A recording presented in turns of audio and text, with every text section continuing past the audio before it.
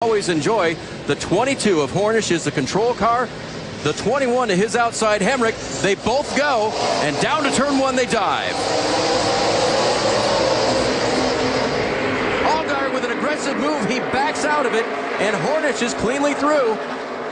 Yeah, Justin Allgaier trying to take advantage of Sam Hornish getting that nice jump, but here comes Daniel Hemrick. He wants to press the issue a little bit down into turn two here. Looking. Gives Hornish racing room.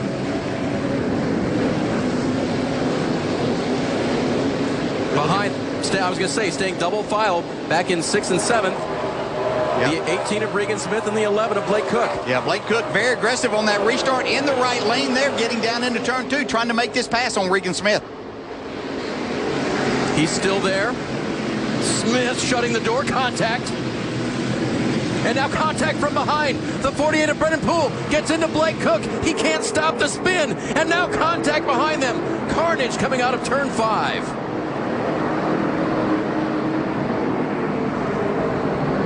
And this is not what Blake Cook needed. One of the drivers on the bubble for the playoff. Another Jeremy Clements right there. Ryan Reed safe with that win. And Spencer Gallagher's 23 also heavy contact.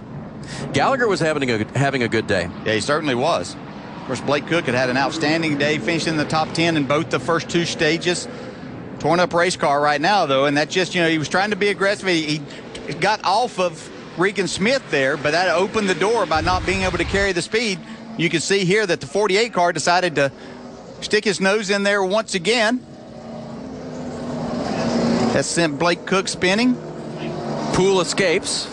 Kennedy escapes. Yeah, Reed, piled into by Gallagher, had nowhere to go. Yeah, just nothing you can do. You can't see up there when you're going single file there and you're just gassing up and you're trying to get through there. And this is what will happen then. You talked about those blind corners, and you're racing, right? Yeah, looked like Ben Kennedy got a little damage maybe to the door. I don't know that it got into the right rear tire for him. They'll have to check that probably. Give a listen here. We're going to hear some tires that are angry.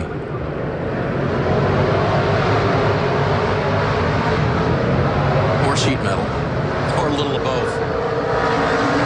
Well, Blake Cook is on pit road right now. They're calling out for the crash crew to get over the wall to take a look at that right side of the car. Hard for us to see a lot of the damage from this side of the pit wall, but as you can see on your TV screen, a lot of damage to that right rear of the car and the back side.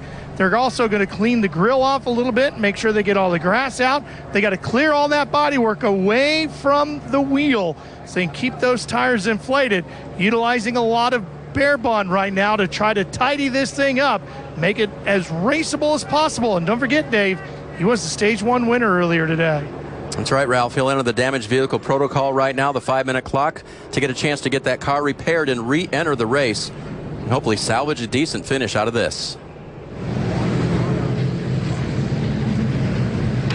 We'll stay under caution, step away for just a moment. Hornish Jr. is the leader, but Daniel Hemrick has him right in his sights.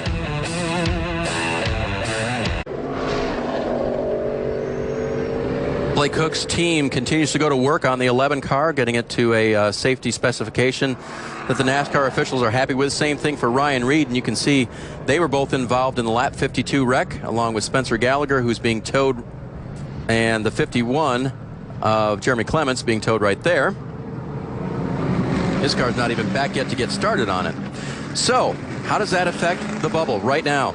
Blake Cook, 43 above. Of course, his points today for 11 stage points that he's earned today will help offset the situation. But you see Ryan Sieg there now, 43 back, and Brendan Gaughan, 52 ahead.